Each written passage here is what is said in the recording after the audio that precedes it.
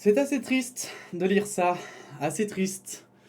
Mais il y a décidément des pays dans le monde où, putain, on n'est pas sorti de l'auberge, quoi. T'as l'impression que jamais ils réussiront à sortir de leur merde.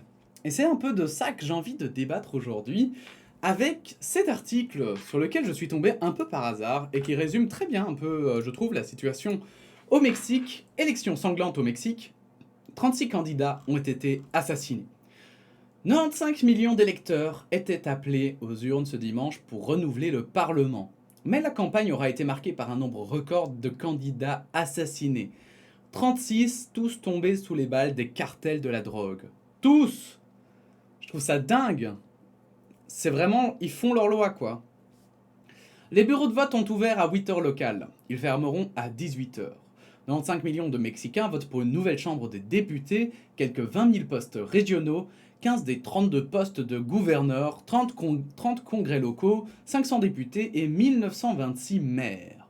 Il s'agit d'un test crucial pour AMLO, Andrés Manuel López Obrador, le président de gauche, 67 ans, qui tente de conserver le contrôle de la Chambre.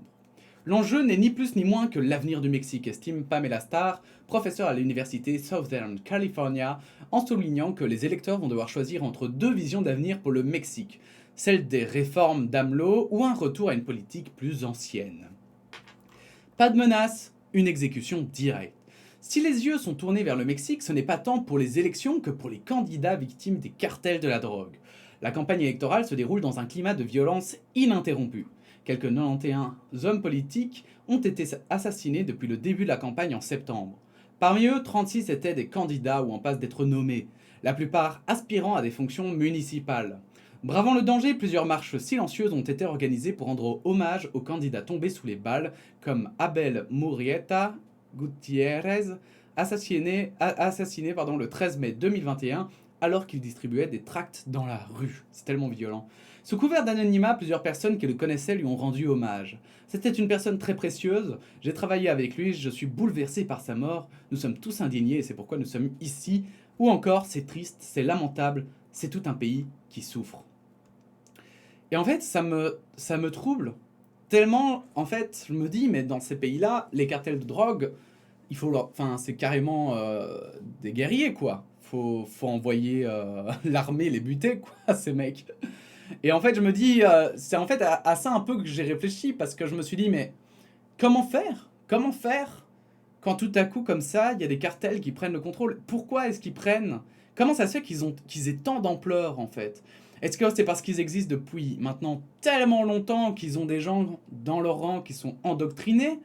Est-ce que c'est parce qu'on fait face à un système qui a besoin d'être beaucoup plus strict vis-à-vis de la corruption, etc. Et que du coup, si c'était plus strict et plus juste, alors du coup les gens seraient moins tentés de travailler pour des cartels? Parce que moi personnellement, je suis convaincu que l'être humain n'est pas fait en fait pour, comment dire, être un monstre forcément. Dans le sens où je pense qu'on peut évidemment devenir membre d'un cartel, mais c'est pas, on n'est pas prédisposé à ça, quoi. C'est pas, voilà, parce que enfin, voilà pourquoi j'explique ça. C'est parce que j'entends parfois des gens dire, ah bah oui, mais l'homme est un monstre et dès que tu le laisses comme ça, bah ouais, il devient fou et ils prennent en exemple ce genre de cartel et des trucs comme ça. Mais en fait, c'est un peu ça qui me trouble, c'est que moi je pense pas, je pense que ces gens croient que leur système est meilleur que l'État.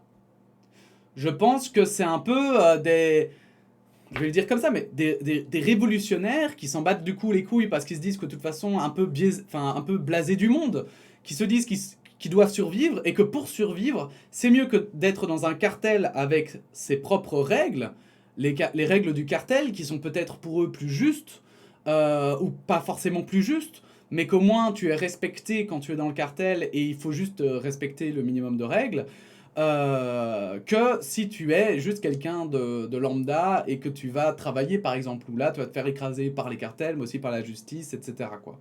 Parce que évidemment, il y a aussi une dimension probablement de défense, et je suppose que quand les cartels ont cette puissance-là, ça doit être parfois difficile de ne pas succomber si le cartel te demande un truc ou recherche des gens et te dit, ben tiens, tu vas t'enrôler, bah tu as peut-être un peu peur, quoi.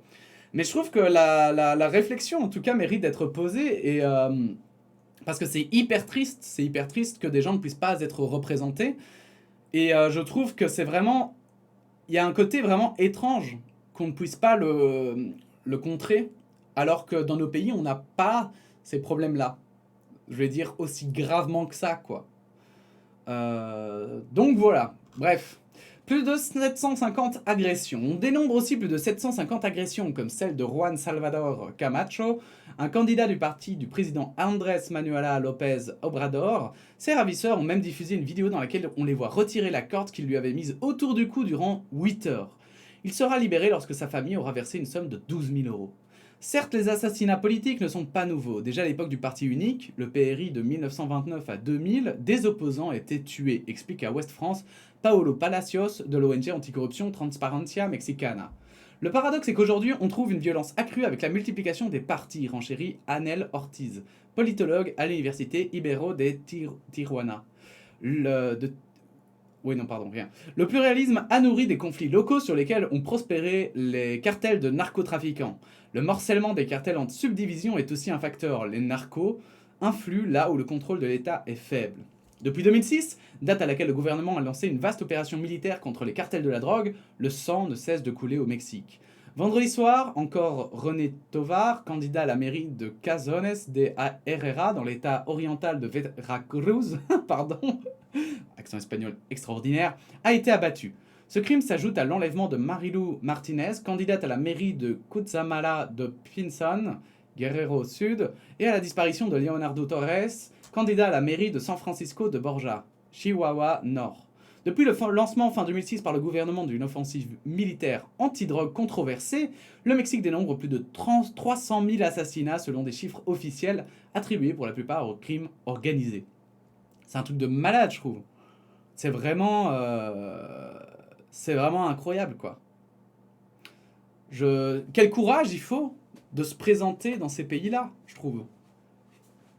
Quel courage, quoi, en sachant que tes idées vont peut-être pas plaire et qu'on va peut-être te tuer pour ça, quoi. C'est une tristesse, quoi. Un scrutin test pour AMLO. AMLO a affirmé que le scrutin se déroulerait en toute sécurité en dépit des tentatives des cartels de peser sur le résultat du scrutin. Selon des sondages menés par l'Institut mexicain Oraculus, son parti au pouvoir pourrait perdre des plumes lors du scrutin en passant de 333 à 322 sièges. Pour l'opposition, le président gère mal l'épidémie de Covid-19. Ce pays de 126 millions d'habitants comptabilise près de 229 000 décès. Le taux de mortalité est le 4e au monde en chiffres absolus. Alors, faut faire gaffe avec ces chiffres parce qu'au final, on voit à quel point, parfois, ils veulent... Enfin, faut savoir les interpréter, quoi, parce que sinon, parfois, ça veut rien dire. 5-6 choses à savoir sur le Mexique. Le pays est la deuxième économie d'Amérique latine. Pays hispanophone le plus peuplé avec plus de 126 millions d'habitants, cet état montagneux bordé par l'Atlantique et le Pacifique pâtit d'une forte activité sismique, plus de 10 000 morts en 1985. Voisin du Guatemala et du Belize, le Mexique partage aussi plus de 3000 km de frontières avec les États-Unis que l'ancien président américain Donald Trump avait promis de fermer par un mur pour bloquer l'immigration illégale d'Amérique centrale et l'entrée de drogue. En 2020, le Mexique a vu son PIB chuter de 8,2% selon la Banque mondiale. L'argent envoyé par des Mexicains établis à l'étranger, notamment aux États-Unis, a atteint l'année dernière plus de 40 milliards de dollars, contribuant à amortir l'impact économique de la pandémie dans un pays où plus de la moitié des habitants vivent sous le seuil de pauvreté. Le Mexique, qui n'a pas limité le tourisme malgré le virus, a été le 3e pays le plus visité au monde l'année dernière, mais le nombre de touristes a chuté de 45%. Ah ouais, non seulement tu te tapes la pandémie, mais en plus t'as moins de touristes qu'avant, donc... Le premier président mexicain de gauche. En 2000, l'élection du conservateur Vicente Fox interrompt l'hégémonie du PRI qui retrouve le pouvoir en 2012. Andrés Manuel López Obrador, élu en 2018, est le premier président mexicain de gauche. 3. Corruption, vol et enlèvement. À l'heure actuelle, le Mexique est l'un des pays les plus dangereux au monde pour les journalistes, avec plus de 100 assassinats depuis 2000. D'autres homicides relèvent de vol de carburant, enlèvement, extorsion. Parmi les endroits les plus dangereux, la ville balnéaire d'Acapulco auparavant prisé des touristes. Le pays souffre aussi d'une corruption endémique, classée 124e au monde par Transparency International. Mais c'est ça en fait, et c'est ça que je me dis, c'est que forcément, les gens sont pauvres, et avec la corruption, évidemment, ça nourrit en fait la pauvreté des gens. C'est ça la merde avec la corruption. C'est que forcément, ça rend des gens pauvres et c'est qu'une toute petite partie des personnes qui réussissent à gagner de l'argent grâce à ce système, quoi. C'est un peu le système de la survie. Et c'est pour ça qu'en fait, la seule solution, c'est que tout à coup, là-bas, quelqu'un réussisse à mettre en place la fin de la corruption, effectivement, et surtout que les gens eux-mêmes veuillent mettre fin à ça.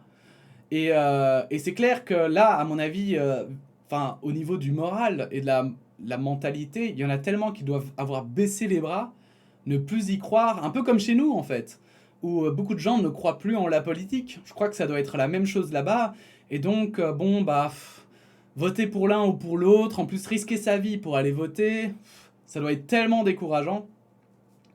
Et c'est pour ça que je me dis, comment faire, quoi. C'est quand même assez terrible, quoi. Je trouve que c'est tellement... je me dis peut-être qu'on devrait proposer l'aide de pays différents, que ce soit les Américains, mais que ce soit aussi l'Europe, hein, de proposer d'aider ces pays à lutter. Mais c'est ça, en fait, que je trouve malsain, c'est que j'ai l'impression que d'un autre côté, en fait, nous, ça nous arrange bien d'avoir des pays qui sont dans la merde comme ça, notamment l'Amérique, où on sait qu'il y a une partie de leur main-d'œuvre qui est là-bas, au Mexique, qu'il y a plein de sociétés qui sont à la frontière et tout. Et en fait, j'ai vraiment l'impression que les cartels de drogue réussissent à avoir autant de pouvoir parce que vraiment l'État est trop faible. Et il est trop faible parce qu'il n'y a que des personnes qui n'ont pas envie de faire bouger forcément plus les choses ou n'ont pas la force de le faire. Bref, hein, bien sûr, j'ai bien conscience hein, que ma pensée est extrêmement complexe dans le sens où on touche à un sujet extrêmement complexe et que c'est pas juste en réfléchissant comme ça dans une vidéo d'un quart d'heure qu'on va résoudre le problème. Mais je trouvais ça intéressant d'y réfléchir parce que moi, c'est vraiment des choses qui un peu... Voilà, bon, je pleure. Non, voilà, je suis un peu touché. C'est ça que je veux dire, et je trouve ça tellement intéressant dans des endroits du monde comme ça qui sont reculés et qui sont surtout si problématiques, de trouver des solutions potentielles juste à notre échelle, de se dire ah ben tiens, on pourrait peut-être faire ça, on pourrait peut-être faire ça, et de réfléchir ensemble à des solutions. Je trouve ça tellement cool comme je le disais d'ailleurs dans la vidéo des questions, des commentaires de la semaine de hier, en plus ça pourrait nous permettre dans un futur, hein, si un jour on se retrouve dans une situation similaire, d'avoir déjà réfléchi à la question. Bref. 4. Tourisme et un patrimoine historique très riche. Le Mexique regorge de vestiges de civilisations précolombiennes, comme le site maya de Chichen Itza ou les pyramides de Teotihuacan.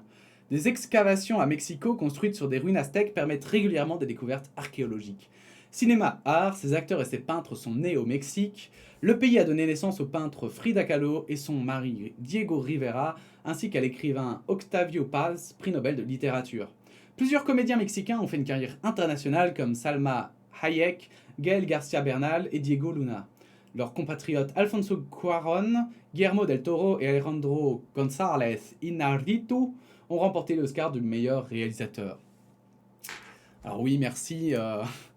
J'aime bien ces 5 points importants. Mais bon, j'avoue que les deux surtout le dernier là, c'est vraiment pour dire, croyez pas que le Mexique, ils ont rien fait. Non, mais on s'en doutait. J'aurais préféré peut-être une petite info un peu plus intéressante qui nous aide à comprendre la situation. Mais bon, pas grave. Pas grave. Voilà, je trouvais l'article assez intéressant. Je trouve ça extrêmement triste qu'il y ait des pays qui soient comme ça, des pays qui sont si beaux, des pays où... Enfin voilà, moi j'ai pas cette impression en tout cas que dans le monde on puisse pas tous vivre avec un minimum, j'ai envie de dire, un minimum de qualité de vie. Et se faire buter parce que juste t'as des idées, je trouve ça extrêmement triste. Et je pense que quand on est dans des démocraties occidentales, ça fait aussi du bien parfois de voir ça et de se dire putain, on a quand même la chance de vivre dans des endroits où voilà, parce qu'on entend aujourd'hui des gens qui disent on peut plus rien dire, mais qu'ils aillent au Mexique. On verra s'ils pourront encore dire des choses. Là où tu peux te faire buter juste pour tes idées, quoi. Je pense qu'aujourd'hui, justement, dans nos pays, on a encore la chance de pouvoir dire beaucoup de choses, de pouvoir encore exprimer son opinion. D'ailleurs, cette chaîne en est la preuve. Et de ne pas risquer sa vie euh, en les disant. Donc voilà, je voulais juste le partager avec vous. J'espère que cette vidéo vous aura intéressé. N'hésitez pas à donner votre opinion en commentaire. N'hésitez pas à vous abonner, liker la vidéo et à la partager si vous l'avez trouvée intéressante. Et puis sinon, on se dit à bientôt pour de nouvelles actus. Voilà, la bise.